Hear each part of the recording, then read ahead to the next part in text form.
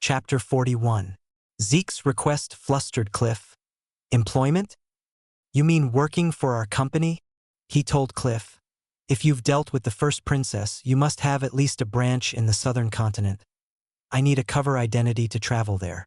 Cliff, always meticulous, pondered whether Zeke's request violated the terms of their agreement.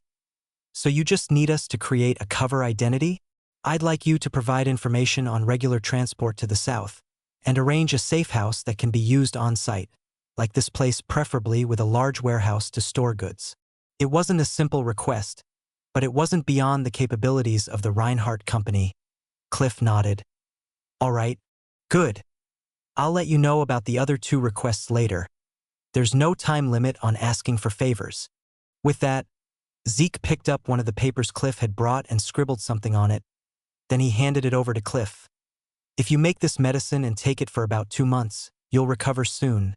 The princess is young, so she might recover even faster. Cliff reached for the document with trembling hands.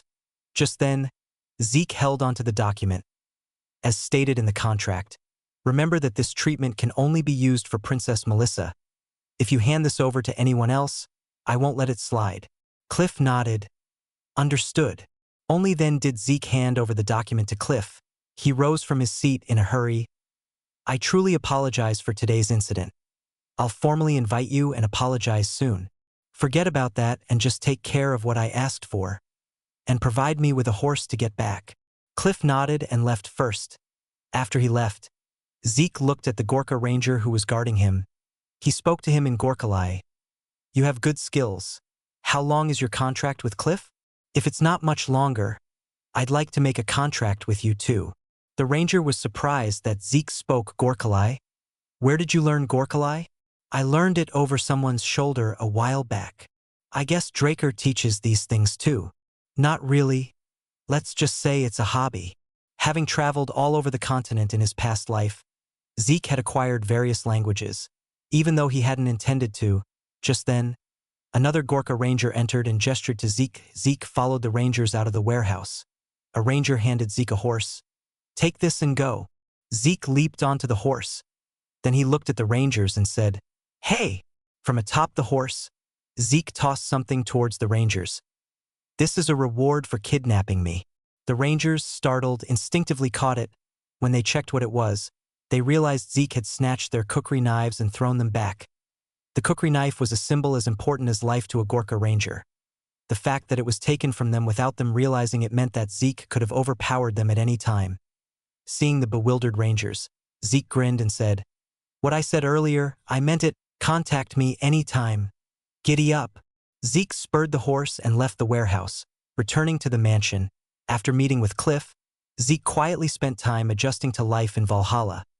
Unlike the academy, Valhalla allowed students to attend the classes they needed at their preferred times.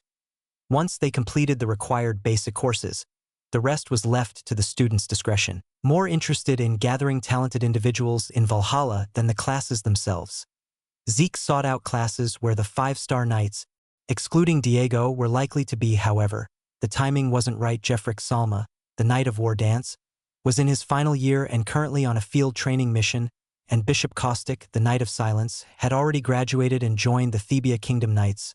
Only Aster Eldolf, the Knight of Illusion, was a current student, but for some reason, he hadn't shown up despite registering for classes. Zeke had no choice but to start by recruiting Diego Villa, the Knight of Rhythm, whom he was somewhat acquainted with.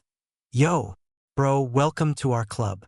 That's why Zeke was visiting the Southern Fusion New Age Music Research Club, where Diego Villa was the president. Wow, it's really Zeke Draker. Awesome. Rumors about Zeke had already spread throughout Valhalla, so the club members looked at him with curiosity. After calming the members down, Diego said he would play music composed by the club especially for Zeke. Although Zeke had no appreciation for music, he patiently listened to the performance by Diego and the club members. What is this? As a former hitman in the South, Zeke had to listen to Southern music every day, whether he liked it or not, because of Don Juan, the boss of McCain. Thanks to that, he knew a lot about Southern music, even though he hadn't wanted to. Zeke, whose ears were trained on traditional Southern music, didn't find the rhythm Diego was playing very pleasing. TSK. After finishing the performance, Diego approached Zeke with a smile. "Hey, bro, how was our performance?" Zeke looked at Diego and clicked his tongue. "Diego, have you ever actually listened to Southern music properly?" "What?" "Hey, bro, I'm from the South. I'm full of South Soul." "South Soul, my foot, Southern rhythm is basically, ugh, move aside." Shaking his head, Zeke jumped up from his seat. Then he sat down in front of the Southern instrument where Diego had been sitting. He picked up the stick placed next to it and started beating the drum, dum-dum-dum-dum. With the drumstick in his hand, Zeke created a simple but passionate rhythm. Dum, dum-dum-dum, dum-dum. Wow, what a great rhythm. Following Zeke's Southern rhythm, other members started to add melodies with their respective instruments. With the rhythm that made them move their bodies instinctively, Diego improvised lyrics and added vocals. "Yo, I'm a Southern swordsman. You guys are Central fools. Northerners are just idiots." Before they knew it, a fusion music was completed based on the Southern rhythm with a Central Continent melody added. Dum-dum-dum. Zeke finished the rhythm. The other members were immersed in the rhythm Zeke had created and their own melodies. Diego was moved by the sensation he felt for the first time. "What the? Zeke, bro? You're a genius not only with the sword but also with music, yo." The other club members also looked at Zeke with admiration. "He's the god of rhythm. This is going to be a hit, definitely a hit." Zeke was embarrassed by this reaction as he had just played a simple rhythm from his memory because Diego's rhythm was so terrible. "I think I did something unnecessary." Feeling like he might get caught up in something troublesome if he stayed any longer, Zeke hurriedly got up from his seat. Then Diego grabbed Zeke's leg and clung to him. "No, bro. It's a disaster for the continent for a talent like you not to pursue music. You have to do music." "Diego, why on earth did you come to Valhalla?" "Bro, I came to spread South Soul to this desolate Valhalla." After shaking off Diego and the Fusion Music Club members who were desperately trying to hold onto him, Zeke returned to the mansion. "Phew, I almost got caught up in something strange." Being multi-talented was also a problem. Zeke chuckled at the absurd situation where he almost got caught up while trying to recruit Diego, then pulled himself together and decided to focus on his personal training. He opened Terrakin's secure archive, opened the True Dragon Sword Skills verses and read them. No matter how many times I read it, it's really difficult. Elemental Sword was also difficult, but Kaiser had explained it to him step by step, so there weren't any parts he couldn't understand for long. However, there were too many parts in the True Dragon Sword skill where the expressions themselves were incomprehensible. Circulate aura through the body to open up the blood vessels and proceed from the microcosmic circulation to the macrocosmic circulation. What on earth does this mean? Although he was reading it translated from ancient Chronos language to the Central Common language with the system's help, the expressions themselves were not used in this era, making it very difficult to understand. Zeke decided to put aside what he didn't understand for now and try to learn the sword forms first. In the first place, Terrakin Draker had created the Dragon Slayer technique based on the True Dragon Sword skills forms. So the basic roots were the same. The True Dragon Sword skill has many more forms and is more complex. It must have been tough to organize it into the Dragon Slayer technique. Zeke practiced the True Dragon Sword skills forms one by one, referring to the Dragon Slayer technique. Although the Dragon Slayer technique had large movements, it was designed for combat against humans, so it could be used in actual battles. However, with the True Dragon Sword skill, he could clearly feel that it was a sword skill created to fight dragons. He had to put all his strength into each strike to be able to cut down a giant dragon. Whoosh. Zeke quickly grasped the sword forms of the True Dragon Sword skill, which even Terrakin Draker had given up on because it was too difficult, and practiced them with his sword, internalizing them. Here, so, move like this, turn and strike, jump and strike again. Zeke practiced the sword forms, even generating an aura blade. There was one fact that Zeke had overlooked. The actual True Dragon Sword skill was a sword technique designed to generate aura from the ether hall, open up all the meridians in the body, strengthen the entire body, and unleash a powerful force in one burst. However, Zeke didn't have a lower dantian, so he used the power of mana generated from his ether hall with Bahamut's heart, converting it into aura to use in the sword technique. Since Zeke didn't generate aura from his lower dantian and meridians in the first place, the verses of the True Dragon Sword skill were essentially unnecessary for him. Wong. The heightened senses of the divine body instinctively guided the flow of the sword, even just from the forms. Before he knew it, Zeke had not only grasped the sword forms of the True Dragon Sword skill but also its application. The more he repeated the forms, the sharper his swordsmanship became. As Zeke mastered the true dragon sword skill, he felt a wall, seemingly within reach yet intangible. Could it be that I'm already sensing the wall of the Black Knight? This is too early. He thought it was absurd that he had grown enough to sense the wall of the Black Knight so soon after overcoming the wall of the Red Knight. Zeke calmly continued swinging his sword. The mana flowing from his ether hall became even more focused on Bahamut. Thump. At the same time, the heart of Bahamut, sealed within Zeke's ether hall, started to resonate. Then, Bahamut's heart began to beat in sync with Zeke's true dragon sword skill. What's this? The more he swung his sword, the stranger he felt. His solar plexus throbbed, and a part of his brain tingled. Nevertheless, he didn't stop, swinging his sword again and again. He felt like he couldn't miss this sensation. Thump, thump, thump. Bahamut's heart beat more intensely, and at some point, light emanated from the mark engraved on Zeke's solar plexus. What's this? Suddenly, Zeke's vision went completely black. He had experienced this before, a situation where a vivid reality unfolded, even though it clearly wasn't happening in the real world. Zeke's perspective changed. He was curled up in a vast cavern, slumbering in the abyss. Then he felt someone approaching him. Zeke slowly rose from the depths of the abyss and opened his eyes. A human, appearing as small as an ant, a man with his face hidden under a deeply pulled hood, looked at Zeke and said, "Ruler of the sunset, Bahamut." Zeke then realized that he had become a dragon, not a human, and as a dragon he opened his mouth to speak to the human. "Saturn Draker, how dare you? What brings you here?" Surprisingly, the human before him was Saturn Draker, the king of Kronos and known as the Sword Saint. He said to Bahamut, "Ruler of the sunset, I have a request for you."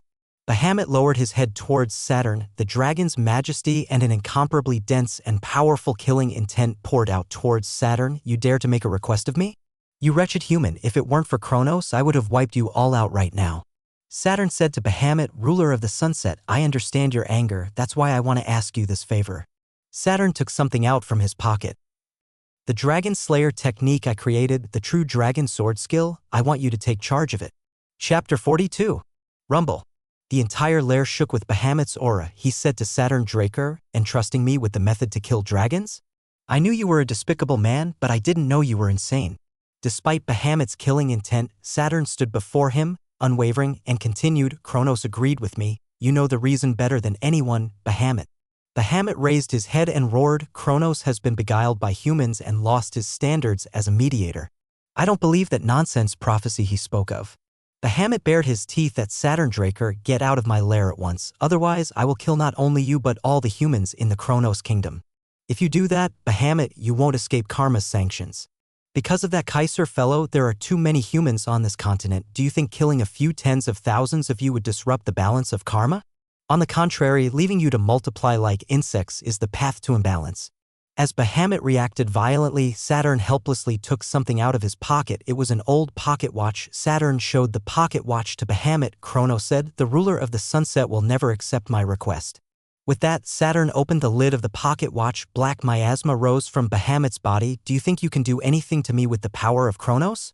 He spread his 4 giant wings. The black miasma gathered and formed sharp spears. It seemed as if those spears would fly towards Saturn at any moment. That's when it happened.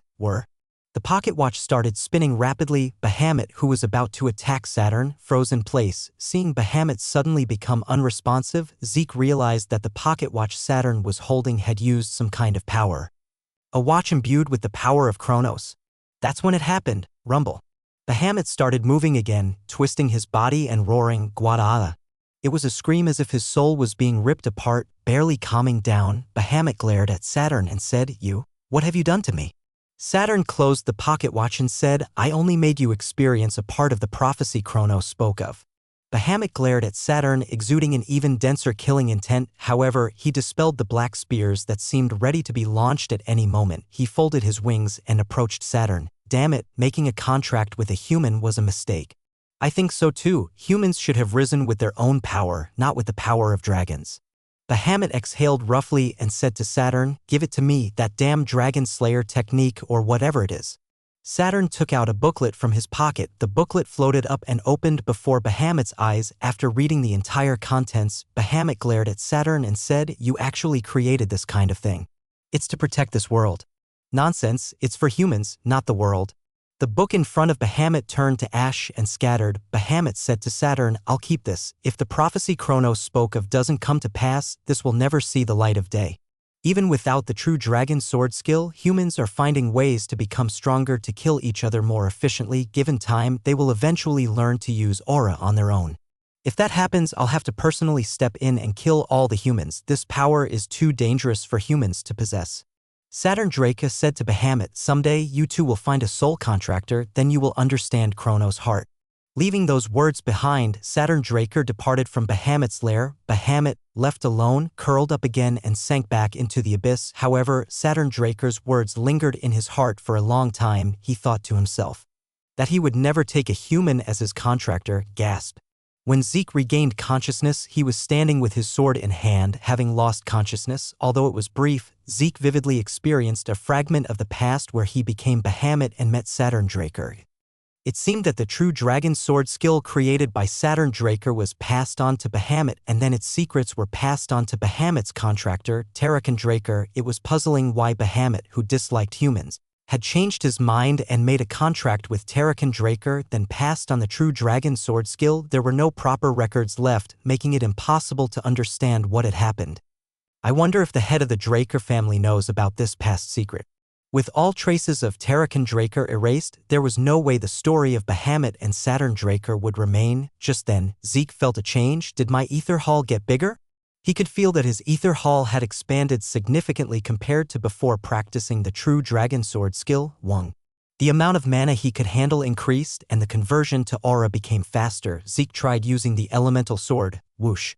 When he activated the fire attribute, flames erupted fiercely from the sword. With the increased amount of mana he could handle, the power of the elemental sword had also increased. I still have a long way to go to reach King Kaiser's level, but with this much, I won't die a tragic death anywhere. The southern continent was dangerous from the moment one set foot there. It was a place where he couldn't let his guard down for a single moment, so he needed to build up his strength as much as possible before going there. Zeke started swinging his sword again. As Zeke continued his training, going back and forth between Valhalla and the training ground, the contact he had been waiting for finally arrived. The first contact was from Cliff. It was to inform him that the preparations for Zeke's first request were complete. The second contact was from Kay of the Syndicate. She informed him that she would accept his proposal to deal with the Syndicate matter first. He disguised himself as Zeke Murray and met with Kay. It was a high-class lounge bar operated by the Syndicate, a place that thoroughly guaranteed the anonymity of its users. When he entered the bar, a guide was waiting for him. Mr. Zeke Murray, this way, please. It was a place where only VIPs, not ordinary customers, could enter. All sorts of security magic were in place from the entrance of the area. As he entered the lounge, Kay was sitting in the middle waiting for him. Welcome. Kay happily greeted her partner, Zeke. Zeke sat next to Kay. I didn't know there was a place like this in Atlas. When Zeke had come to Atlas in his past life, it was after Atlas had become a territory of the Empire. The landscape of Atlas, heavily damaged by the war, was quite different from now, so it felt new to him. Kay poured alcohol into Zeke's glass and said, "It's one of the Syndicate's side businesses. Everyone doing business in the shadows needs a place to talk in secret." Zeke glanced at the alcohol Kay had poured and shook his head. "I don't drink alcohol. I'd prefer it if you prepared tea next time." Kay laughed, surprised. "Don't tell me you're not drinking because you're still underage?" "It's just that I don't drink because I don't feel anything even if I do." Even in his past life, Zeke didn't particularly enjoy drinking alcohol. Moreover, now, perhaps due to the healing factor, he didn't get drunk no matter how much he drank. There was no point in spending money on expensive alcohol. So he thought it would be better to drink tea, which he liked. Kay laughed and clapped her hands, and an attendant entered the room. Kay ordered tea for Zeke. Drinking the high-quality tea that was served quickly, Zeke made a satisfied expression. "The service is good. Let me know if you need anything else. The desserts and food here are delicious too." "I don't need anything else. Rather, I thought it would take longer, but you made up your mind sooner than I expected." Kay changed her posture and made a serious expression. "I had many thoughts, but I made up my mind after seeing the items from the Northern Bank. I had a strong feeling that you would actually pull it off." Kay downed the strong liquor in front of her in one gulp. "Phew, I'm going to make the biggest bet of my life." He refilled Kay's glass and clinked his teacup against it. "I won't let you regret that bet." Zeke took out the documents he had brought and handed them to Kay. "What's this? Do you know the Reinhardt Company?" "Reinhardt? They're the ones growing rapidly in Alencia, right? They have branches in the north and south too." I've secured a clean spot through them, so I plan to operate from there when I go down south this time. Kay glanced through the documents Zeke had brought at his words. Deputy Branch Manager of Reinhardt Company's Southern Continent Branch? It's a cover identity. I'll move to the south through Reinhardt's route. Let's meet at their spot when we get there. Zeke needed to avoid the eyes of the Drakers, and Kay needed to avoid the eyes of the Syndicate. A safe house arranged by Reinhardt, who had no connection to either of them, would allow them to avoid both. Kay nodded and put the documents away. So, let's say you meet Don Juan as you said. What's the plan after that? At Kay's question, Zeke put down his teacup and said, Do you know anything about the favela cartel? Kay shook her head at Zeke's question. No, not much is known about them. I just know that they're unlucky rough guys. Zeke nodded at her words. That's no wonder, they're ex-pirates. What? Kay was surprised by Zeke's words. Pirates? Those bastards settled in the south and are doing Soma business? That's ridiculous. Pirates would never do that. That's why no one noticed the true identity of the favela cartel. Otherwise, how could they run such a huge organization in the small southern land without revealing their identity? Zeke's words made sense. As she realized this, Kay's expression distorted. Don't tell me the favela cartel has been putting pressure on us to get their hands on our transportation route? Bingo, those South Sea pirates are bastards who would do that. Sigh. Kay, who learned the identity of the favela cartel, sighed. Currently, the syndicate executives were in heated debate about whether to continue trading with McCain or switch to favela. If they had switched to favela without knowing anything, they would have lost their transportation route to the pirates and faced retaliation from the McCain cartel. In fact, in the timeline before Zeke's return, the McCain cartel had noticed the true identity of the favela cartel and sent hitmen and killers to wage war against them. Thanks to that, the syndicate wasn't absorbed by the favela cartel, but they had to become subordinates of the McCain cartel as a result. Zeke said to Kay, What do you think would happen if you told Don Juan this? That the favela cartel is a group of pirates and the syndicate executives are trying to deal with them. Kay was surprised. Are you telling me to become an informant? You can just wipe out the executives and become the boss yourself, so what does it matter if you're an informant or not? Zeke said terrifying things casually. Kay finally realized what she had gotten herself into. She thought for a moment, then grabbed the bottle of alcohol and gulped it down. Phew, okay, let's do it. Good, then there's something we need to do first. Something to do? Zeke looked at Kay and said, The Soma you brought in from McCain, tell me where the warehouse is where you're keeping it. Chapter 43. At Zeke's words, Kay's face hardened. Warehouse? Yes, the warehouse where you store the Soma. Why the warehouse? Zeke said with an expressionless face. To burn it down. What? Kay's hands trembled. Burning down the McCain cartel's drugs was something she couldn't even imagine. Zeke looked at Kay and said, That's what it takes to really piss off Don Juan, isn't it? Don't tell me you're going to burn down the warehouse and then blame it on the favela? Not just that, I'm going to implicate the syndicate executives as well. That should be enough for Don Juan to send his hitmen. Kay's face turned pale at Zeke's bold plan. She said in a trembling voice, What if Don Juan finds out it was us? We'll have to make sure he doesn't. At Zeke's words, Kay took another drink. She wiped her mouth and said, I can't back down now that things have come to this. Fine, let's do it. I'm trusting you. Zeke looked at Kay and said, Let's do well, partner. Sometime after the two finished their secret conversation, fires broke out in various places on the outskirts of cities in the Empire and Midland, including Atlas. Fortunately, there were no casualties, but all the goods inside the warehouses were completely burned, leaving no trace. The cause of the fires and the contents of the warehouses remained unknown, and the incidents were left unresolved. Zeke leisurely read the news about the fires in the newspaper at the mansion. This should make Don Juan, that old man, feel a bit of pain. He had selected a few of the syndicate's main warehouses that Kay had told him about and set them ablaze. He had taken the time to travel to each city by train and activate portal points beforehand, then used the portals on the day of execution to travel between cities overnight and set the fires. Although he lost a large amount of karma points, there was no way to trace it back to him. Even in the Mage Clan Nirvana, only a limited number of people could use teleportation, and teleportation. Magic capable of moving between cities didn't exist in this era. It required a large-scale portal device like the ones operated by the Magic Tower to cover such distances. Now that he had sown the seeds, it was time to wait for them to sprout. He planned to go down south and confront Don Juan during the Valhalla semester break. Zeke formulated a concrete plan for how to deal with the cartels. While he was busy making plans, someone entered Zeke's room. My disciple, Duke, who had been running around everywhere without staying at the mansion, called Zeke. It's hard to see you these days, master. Ahem. I don't know why they're making a retired person do so much. It's because you're capable. Cut the flattery, pack your bags. What? Why pack my bags all of a sudden? Duke said with a displeased expression. We're going to the Four Seasons Castle. The head of the clan has summoned us. Rumble. Zeke headed to the Four Seasons Castle in a carriage with Duke and Andre. He rested his chin on his hand and looked out the window. He saw well-maintained trees lining the streets that stretched through the bustling crowds and splendid buildings of Atlas. Looking at the civilized city, Zeke recalled Bahamut's words, a city only for humans.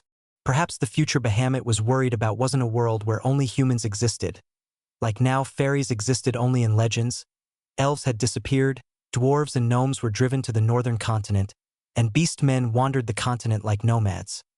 Unlike in the past, humans built cities only for themselves and even fought amongst themselves to create larger cities and nations. That's why they need stronger power in these chaotic times. Duke asked Zeke, who was looking out the window, "What are you looking at so intently?" Zeke turned his head towards Duke and said, "I was just fascinated by the cityscape. It was a peaceful sight, completely different from the Atlas he had seen in his past life. No kingdom could exert its power in a city under the influence of the transcendent Draker clan.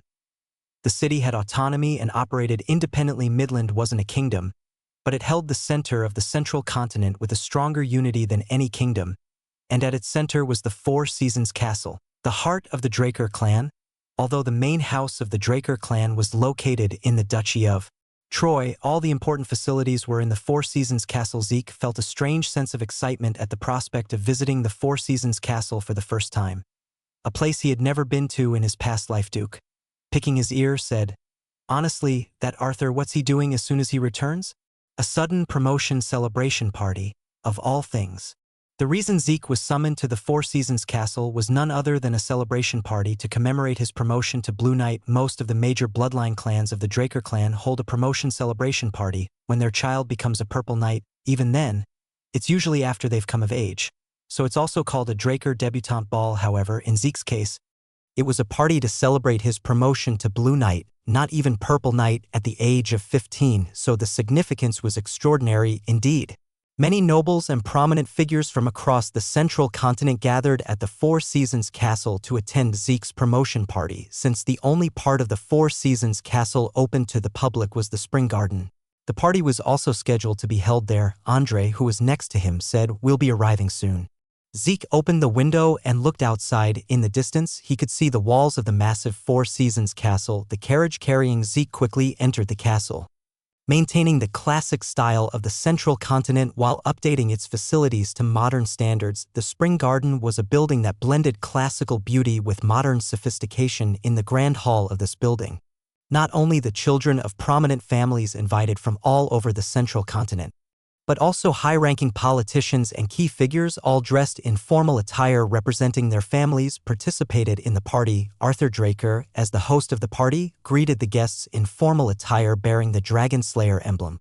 Just then, someone approached Arthur Draker, father. It was none other than Abel Draker, with his red hair neatly tied back and dressed in formal attire. Abel exuded an aristocratic aura. Arthur greeted Abel with a charming smile. "Abel, welcome. You've come to celebrate your youngest brother's achievement. I'm proud of you." Arthur and Abel exchanged similar smiles and embraced. Abel looked around and said, "I've never seen a promotion party with so many guests. Indeed, it's the continent's youngest Blue Knight promotion, so everyone must be curious about Zeke."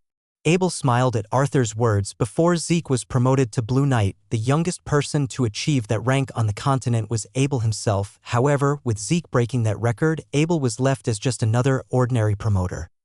Arthur soon left Abel's side and exchanged friendly greetings with a politician from another kingdom. Watching Arthur, Abel clenched his teeth. "Manage your expression a little, Abel." His cousin, William Siemens, approached him. "What's wrong with my expression? If you're going to smile, smile properly, and if you're going to be annoyed, be properly annoyed. Trying to do both makes you look indecisive." At William's words, Abel erased the smile from his face. William clicked his tongue, "But you shouldn't do that right away either. Your role today, Abel, is to be the amazing older brother who generously congratulates his youngest brother. Just then, a fanfare sounded from above. Everyone's attention was drawn to one spot. The door opened and someone appeared, the continent's youngest Blue Knight and the awakener of Draker's pure blood. Zeke Draco made his entrance. Oh my god. Is he really a Blue Knight at that age? I can't believe it. It would have been hard to believe even if it were a Purple Knight promotion party. Receiving the attention of many, Zeke slowly descended from the second floor, walking down the red carpet. This kind of party was a first for Zeke, and since he wasn't used to aristocratic etiquette, he felt incredibly awkward. I understand that some level of performance is necessary, but this is really not something I want to do. Zeke walked down the carpet towards Arthur Draker, who was standing at the end. He knelt on one knee before Arthur Draker, lowered his head, and said in a solemn voice, "To the esteemed Sir Arthur Draker, leader of the great Dragon Slayer clan. Zeke Draker declares his intention to take his first step as an honorable knight. I also vow to not tolerate injustice, to help the weak, and to bring peace to this land." Arthur Draker drew the sword he was wearing. He lightly touched Zeke's shoulder with the sword and said, "In the name of Draker, I bless the future of Zeke Draker, who walks the path of an honorable knight." With the blessing of the head of the family, Zeke was formally recognized as a Blue Knight. As Zeke was about to rise from his position, Arthur spoke again. "Furthermore, Sir Zeke Draker is hereby appointed as a formal knight of the Draker clan and awarded the official knighthood." Many, including Zeke, were surprised by Arthur's words. It was unprecedented for someone to be promoted to Blue Knight at 15 and receive a formal knighthood at 16. Moreover, it was the official knighthood of the Draker clan, known as the Knights Among Knights, so the shock was indescribable. Flustered by Arthur's sudden bestowal of the title, Zeke regained his composure and recited the oath of appointment. Zeke Draker pledges his loyalty and dedication as a knight of the honorable Draker clan. Arthur, seemingly satisfied with Zeke's oath, removed the sword he had placed on his shoulder and sheathed it. Then he personally helped Zeke to his feet and introduced him to the many attendees of the party. "It gives me great pleasure to introduce my youngest son to all the distinguished guests gathered here. Sir Zeke Draker is an outstanding knight who has inherited the blood of Draker more strongly than anyone else.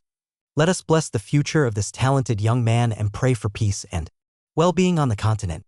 As Arthur raised his glass, the others followed suit. Everyone cheerfully toasted along with Arthur's toast. The party was sudden and the unexpected bestowal of knighthood even more so. Zeke still had a bewildered expression. "I'm proud of you," Arthur said, patting Zeke's shoulder. Zeke looked up at Arthur. It was an expression he had never seen on Arthur's face in his past life. Zeke bowed his head. "All of this is thanks to you, head of the clan. Why are you being so formal? Call me father when it's just the two of us," he said to Zeke in a gentle voice. "So, is the plan to become the strongest on the continent going well? Seeing you become the main character of today's party, it seems to be going smoothly." Zeke replied in a calm voice, "I'm working hard." Arthur chuckled as if amused. Then Arthur Draco's voice suddenly changed. "You met Callie, didn't you?" Zeke felt as if a sharp knife was suddenly held to his throat. "I can't let my guard down for even a moment." Zeke nodded. "Yes, my older sister came to Valhalla for a special lecture, and I happened to attend her lecture and had tea with her." "Oh, I see. Come to think of it, it's been a while since I've seen Callie myself. We're both so busy." Arthur placed his hand on Zeke's shoulder and said, "We should all get together for a meal as a family sometime, but before that, I want to give you a promotion gift." Arthur smoothly took something out of his pocket. Zeke looked to see what Arthur had taken out. Surprisingly, it was a simple piece of paper. However, the contents written on it were far from ordinary. "Draker Clan Treasury one-time exchange ticket." He handed the piece of paper to Zeke and said, "Go into the clan treasury and choose one thing you want." Arthur put his arm around Zeke's shoulder, drawing him closer, and said, "Keep your eyes peeled and look carefully among the countless items. There are treasures, but there's also useless trash mixed in." Zeke nodded at Arthur's words. "I'll keep that in mind." Arthur laughed, stepped back, and patted Zeke's shoulder. "All right, then go and enjoy the party. A true knight should stand out even at a party." With those last words, Arthur left Zeke's side. Even though they had only exchanged a few words, Zeke felt an overwhelming sense of fatigue. "Arthur Draker, I can't let my guard down for even a single moment." As he sighed inwardly, someone approached Zeke. "Sir Zeke Draker." Zeke turned his head. It was an elegant woman wearing a dress that seemed simple compared to the other noble ladies. She said to Zeke, "It's a pleasure to meet you. I am Melissa Alencia, the first princess of the Alencia Kingdom." Chapter 44. Melissa Alencia. Seeing her healthy appearance, it seemed she had recovered from the red flower disease with the cure Zeke had given her. He bowed his head to Melissa. "I have heard much about Princess Melissa's reputation. I express my sincere gratitude to you for coming to my promotion party. It is an honor to meet you like this. Although they were compliments that could make one's skin crawl, they were essential in aristocratic society. It was fortunate that he had hastily learned various phrases from Andre before coming to the party. Otherwise, it would have been difficult to blend in. Melissa smiled and replied to Zeke's words. I am very pleased that the continent's youngest Blue Knight knows of me. I have been very interested in the charity work you are doing. People who don't know much about public relief projects may think it's just about giving away what you have. But it's a task that requires attention to every single budget item, isn't it? Melissa's expression changed at Zeke's answer. The mask-like smile broke, and she showed genuine surprise. Most of the young knights she had met were braggarts filled only with ambition and a thirst for competition. Even regarding the charity work she was doing, they only heard the superficial details and used it as a conversation starter, without any empathy for the hidden difficulties behind it. However, Zeke, in his brief words, had pinpointed the difficulties of charity work. As Cliff said, he may not be just an ordinary knight. Thank you for recognizing that. I shouldn't take up any more of the party's main attractions' time. It was a pleasure meeting you. Goodbye. Thinking that she needed to learn more about him, Melissa said goodbye to Zeke and stepped back. Zeke was exhausted from meeting countless royals, nobles, politicians, and key figures who came to him after Melissa. I'd rather go through King Kaiser's hellish training. The Draker clan was a knight clan, but they were also deeply involved in the politics of each kingdom, as they played the role of maintaining balance in the central continent. Other kingdoms valued their relationship with the Drakers and actively tried to maintain an alliance. A single clan, yet wielding more influence than any kingdom or empire. That was the transcendent Draker clan. Just then, a group of people approached Zeke. As they approached, the others moved aside. The atmosphere of the party changed due to these people who came wearing armor instead of formal attire. Despite being party guests, the youthful man at the forefront of the group approached Zeke and offered a greeting in the imperial style. Zeke Draker, the continent's youngest Blue Knight. The slightly drunk young man was acting strangely familiar with Zeke. Wearing a flashy hairstyle and gleaming armor, the young man grinned at Zeke. I am Karis Nerba Constantine, the fourth prince of the great Rum Empire. The people from the central kingdom around them were startled and murmured at the young man's words. They hadn't expected that the Rum Empire's royalty would attend a personal promotion party. Zeke, facing Karis, the fourth prince of the Rum Empire, fell into deep thought. Why did that damn prince come here? Although he didn't know him directly, the person responsible for the desolate state of Atlas he had seen in his past life was Karis. The man standing before him, Zeke reluctantly greeted Karis. Your Highness Karis, thank you for coming to my promotion party. Honestly, he didn't even want to exchange words with him. However, Karis approached Zeke with a friendly attitude. Come on, let's go have a drink together. Hey, bring some alcohol quickly. To commemorate the historic first meeting between Karis, the continent's greatest lover of pleasure, and Sir Zeke Draker, who will become the continent's greatest knight, bring the best alcohol. At Karis's words, an attendant hurriedly brought glasses of alcohol. Completely ignoring the surrounding gazes, he forcefully handed a glass to Zeke and made a toast. It's alcohol bestowed by the Imperial clan, so drink it all up. The people around them frowned at Karis's words. Even if the Drakers existed only as a clan, considering their influence, he shouldn't have been so rude. People started whispering about Karis's behavior. Zeke drank the alcohol Karis had given him in one gulp. Karis clapped his hands and cheered. Good, good, Zeke.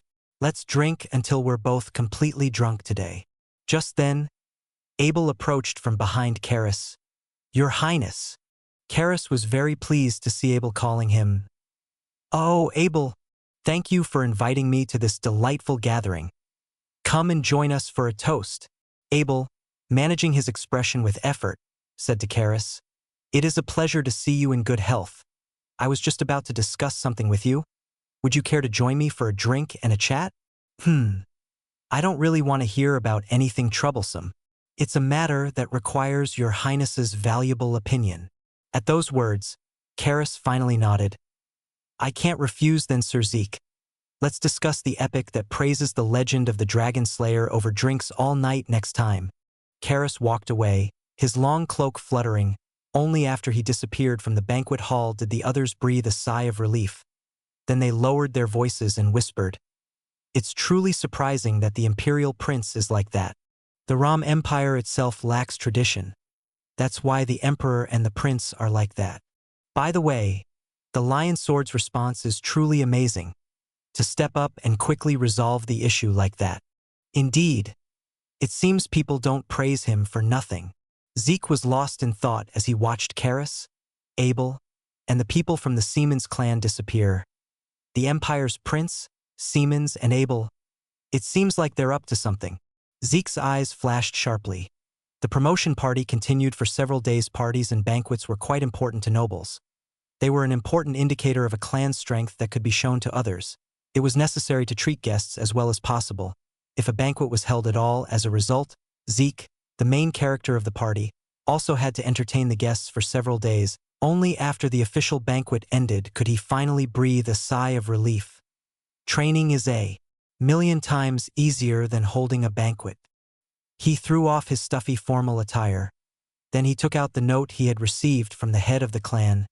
The Draker Treasury. As befitting a Dragon Slayer clan, countless items collected over 1,000 years were stored in the treasury. Without further ado, Zeke headed straight for Winterkeep.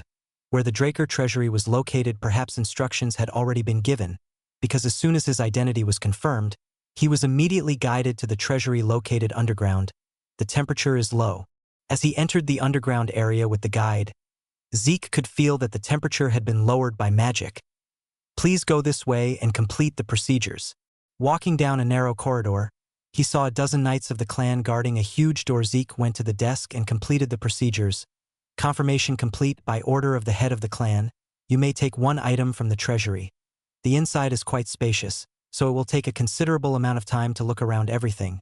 Once you leave, you cannot re-enter, so if you wish, you can take auxiliary food, a chamber pot, and bedding inside.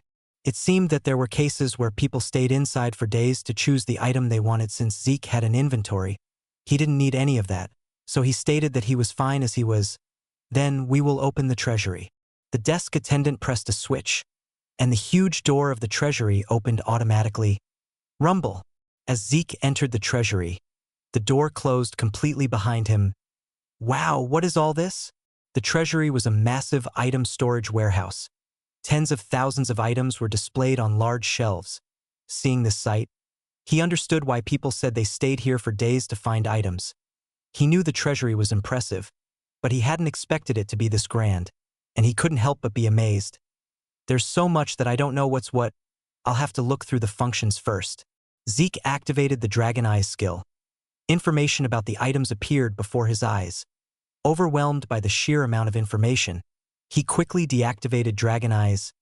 Damn, I'm going to go cross-eyed at this rate. He pondered for a moment, then opened the system window. System. Is there a way to quickly find useful items? Checking available functions as requested by the administrator. Activating system linkage function for intermediate administrators. You can link the Dragon Eyes skill and the mini-app function to display items on the map. I don't quite understand what that means, but try it. Linking functions. Soon, information about the items within Zeke's line of sight started to appear on the open map, so this is what the system linkage function is.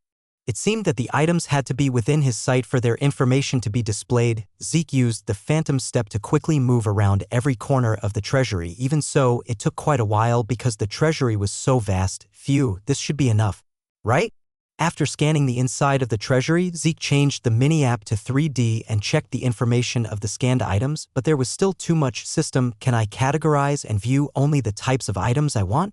Possible. Good. Then exclude ordinary items without magic functions from the items here. More than half of the displayed items disappeared. Okay, good. Next, erase one-time consumable items as well. Half of them disappeared again. How many items are left? 2,832 items. There's still a lot left. Zeke decided to examine these items one by one. He used the phantom step to move around the treasury and examine the items. Why are there so many swords? System, erase the swords that are worse than Bahamut. Instantly, half of them disappeared. Zeke looked at the remaining items. There were no more swords, perhaps because there were none better than Bahamut. Then, Zeke noticed something strange among the marked items. What's this? Why is all the information displayed as question marks? Not only was it marked in black on the map, but only was written in the information window. Zeke went to where the item was located. It was an uncategorized item storage area stored in boxes in a corner, not in the usual display area. Zeke had almost missed this area, but he had quickly looked around, so at least that much was marked. Only after removing all the stacked storage boxes could Zeke finally see what was inside. What could it be? Zeke opened the storage box and checked the items inside. Various miscellaneous items were randomly mixed in the box. Zeke took them out one by one and examined them. Not this, not that either. Then something caught Zeke's hand. Is this it? It was a crude bracelet with a sky blue gem in the center. Zeke tilted his head as he looked at the bracelet. Why isn't any information showing up even with dragon eyes? Just then, a message appeared. The title, Heir of Terrakin Draker, is activated. You are registered as the heir of the Sacred Guardian Stone. You can summon a guardian beast that matches your soul through the Sacred Guardian Stone. Chapter 45. The Sacred Guardian Stone? You mean the one left by Terrakin Draker? Zeke was surprised by the unexpected item as he looked at the bracelet. Why was an item left by Terrakin Draker stuck in a corner of the treasury? He checked the information on the bracelet. Bracelet information description. A bracelet with a guardian stone that can summon a guardian beast. Inherent ability. Summons a guardian beast that matches the user's soul. Special note. The guardian stone is imbued with the blessing of the Fairy King. The blessing of the Fairy King. The King Kaiser was known to be a descendant of the Fairy King, so Zeke had once asked Kaiser about the Fairy King when he was learning swordsmanship from him at the King's resting place. However, Kaiser seemed reluctant to mention the Fairy King or fairies. Fairies are beings that exist outside of the phenomenal world. They only intervene in the phenomenal world in very special cases, and even that's not a good thing. Whenever they do, something big always happens in this world. In stories, the Fairy King always had a deep connection with heroes, and heroes aren't just made, they appear when something big is about to happen. Zeke thought that the fact that Terrakin Draker, the Dragon Slayer, had a guardian stone blessed by the Fairy King might be in a similar context. That aside, anything left by Terrakin Draker should be good, right? Zeke decided to activate the guardian stone immediately. But how do I activate this? He examined the bracelet closely. Even when he asked the system, it didn't tell him how to activate it. After struggling with the bracelet for a while, Zeke thoughtlessly activated his mana and touched the guardian stone. Wong. The guardian stone reacted to Zeke's mana. It works with mana. To handle mana, one needs to open their ether hall. However, humans generally cannot open their ether hall. Zeke himself had barely managed to obtain this power after almost dying, so this meant that it wasn't an item humans could handle in the first place. Zeke understood why Terrakin Draker's legacy had been left in a corner, since no one could even confirm what the item did. It seemed to have been tossed around before ending up in a storage box. Zeke wore the bracelet and poured more mana into it. A brilliant light emanated from the Guardian Stone. The Sacred Guardian Stone is activated. The Fairy King's blessing extends the matching range to spirit beasts, beings of a higher rank than guardian beasts. Matching a spirit beast compatible with the user's soul. The light emanating from the Guardian Stone enveloped Zeke. At the same time, the light transformed into a haze. The haze, carrying an auspicious aura, began to draw a strange shape on the floor. TSSSS. Light leaked from the haze. At the same time, a faint shadow appeared within. The brilliant light spread around as if exploding. Spirit beast summoning successful. Zeke looked at the spirit beast emerging from the haze. This is. You have summoned the spirit beast, Dragon Horse. A horse with an extraordinary appearance approached Zeke. It had antlers like a deer. Its body was 1.5 times larger than an ordinary horse, and its mane-covered neck had scales like a dragon. The dragon horse, with its sleek, bluish-gray fur, approached Zeke with an elegant gait. Then, as if acknowledging him as its master, it lowered its stance and bowed its head. If you give the spirit beast a name, you can summon it any time through the Guardian Stone. Give it a name? Zeke looked into the dragon horse's eyes and pondered. After a moment, he slowly opened his mouth. Bucephalus. He named it after Bucephalus, the beloved horse of the King Kaiser from the past. As he gave it the name, information about Bucephalus appeared. Bucephalus information description: a dragon horse with an auspicious aura. Inherent ability: can summon the power of thunder from its two horns. Special note: King of the Dragon Horses, a high-ranking spirit beast. King of the Dragon Horses? He didn't know what being a king meant among spirit beasts, but he had a feeling that it would be more powerful than an ordinary dragon horse. Bucephalus seemed pleased with the name Zeke had given it, affectionately rubbing its face against his cheek. Zeke also liked Bucephalus. He seemed to understand what it meant to be a match for his soul. Bucephalus, I look forward to working with you. As if it understood human speech, Bucephalus nodded. Zeke tentatively climbed onto Bucephalus' back. The dragon horse was so large that he wondered if he could ride it properly, but once he was seated, he felt quite stable as Zeke mounted. Bucephalus began to run around the treasury, but the surprising thing was that there was no sound at all. Even when it ran, the surprises didn't end there. Bucephalus ran vertically up the treasury walls and even freely roamed and ran across the ceiling. Oh my God! It's a spirit beast for a reason. Although it looked like a horse, it was a spirit beast, a being of a higher rank than even a monster, so it possessed auspicious powers. When Bucephalus returned to its original spot, Zeke dismounted with a satisfied expression. Bucephalus, next time I summon you, let's run freely in a wide open space. Bucephalus snorted, seemingly in a good mood. When Zeke canceled the summon, the dragon horse returned to the spirit world where it belonged. I've received a wonderful, unexpected gift. He decided to leave with the bracelet without looking any further. He could have hidden it and taken it out using his inventory, but he decided not to, as the treasury was clearly managed systematically. When Zeke, who emerged from the treasury, reported that he would take a bracelet with no special functions, the person in charge tilted his head in confusion. In most cases, others would come out with a sword or armor. However, since it was up to the person who entered to choose what they wanted, the person in charge processed the release without saying anything. Zeke sensed his puzzlement, but he was simply proud to have obtained the bracelet that could summon the dragon horse, Bucephalus. The fatigue from being tormented by the party for days seemed to vanish at once. Zeke had intended to see Callie while he was at the Four Seasons Castle, but he couldn't meet her because her business trip was extended. Duke and Andre decided to stay at the Four Seasons Castle a little longer, so Zeke returned to the mansion first by carriage. As soon as he arrived at the mansion, Decker saw him and said, "Young master, a guest has come to see you." A guest? He immediately went to the reception room and found someone unexpected sitting there. Cliff Reinhardt, the owner of the Reinhardt Company, was waiting for him at the mansion. He greeted Zeke politely. "Sir Zeke, congratulations on becoming an official Knight of Draker." Zeke looked at Cliff and said, "I'm a bit flustered by your sudden formality.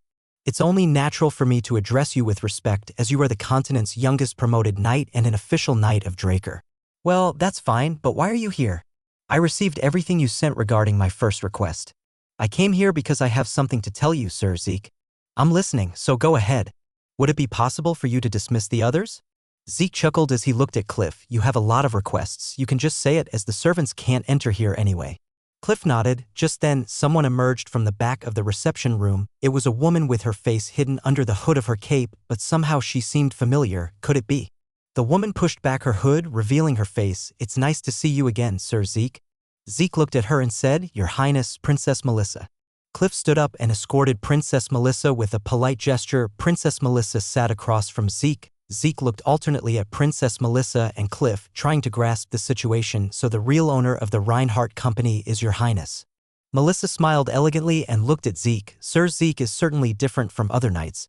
Zeke finally understood why Cliff had recklessly sought a cure for the red flower disease. It was an act of loyalty to save the life of the person he served. Zeke looked at Melissa and said, "What brings your Highness here?" "It seems Sir Zeke isn't very happy that I came." "That's not true. Actually, he needed to quickly master the true dragon sword skill to complete the quest, so he wasn't happy about having his time taken away for other matters." Melissa chuckled at the obvious lie and said to Zeke, "I came to thank you for saving my life with the cure you gave me. It was a fair trade, so there's no need for separate thanks. You made an interesting condition in exchange for the cure." Zeke said with a serious expression, "Let me be clear, canceling the contract or anything like that is not acceptable." "Don't worry, that won't happen. However, I have some questions, so I came here despite the intrusion."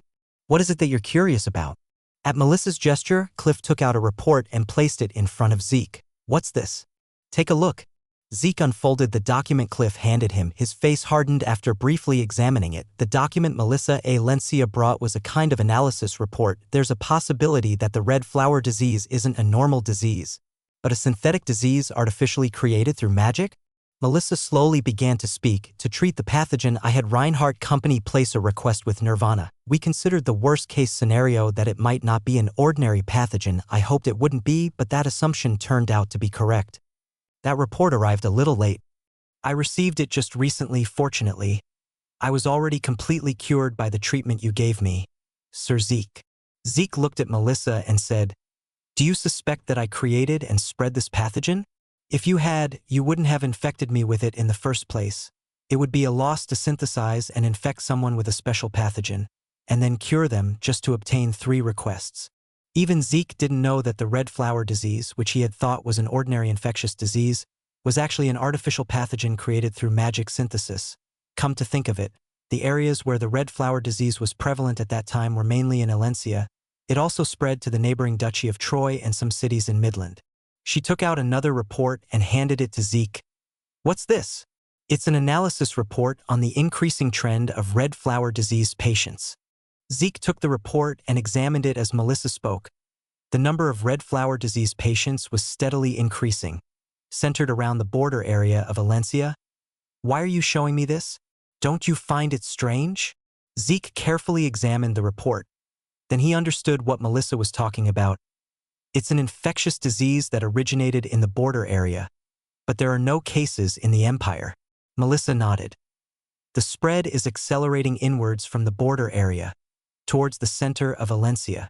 Zeke tilted his head. As far as he knew, there were still a few years left before the red flower disease became a major epidemic. Why has the timing been accelerated? Did something change because of my return? Princess Melissa looked at Zeke and said, I often consider the worst-case scenario. It's not a good habit, but it's the only way to prevent the worst possible outcome. She took a breath and continued, What do you think if I said that the Empire is creating and spreading the pathogen of this red flower disease? Zeke couldn't readily answer Princess Melissa's question. If that were true, it would mean that the Empire had attempted to assassinate a princess of a kingdom using a biomagic weapon. Just then, Princess Melissa said to Zeke, Sir Zeke, please assure me of one thing. What is it? Princess Melissa said in a trembling voice, that you are not on the Empire's side. Zeke looked at Melissa and said, Even if I said that, would your highness be convinced? Sir Zeke, if there's one advantage I have besides my position as a princess, it's my ability to judge people. She pointed to Cliff behind her and said, Cliff assured me and I repaid him with trust, and the Reinhardt Company continues to grow, and it will continue to grow in the future. As Melissa said, the Reinhardt Company would grow to become one of the top 10 companies on the continent. Zeke looked at Melissa, lost in thought. Would joining forces with the princess benefit me? Just then, Melissa took something out and presented it to Zeke, who was deep in thought. If you assure me, Sir Zeke, I will give you this. What Melissa took out was another document. Zeke was surprised to see the contents of the document.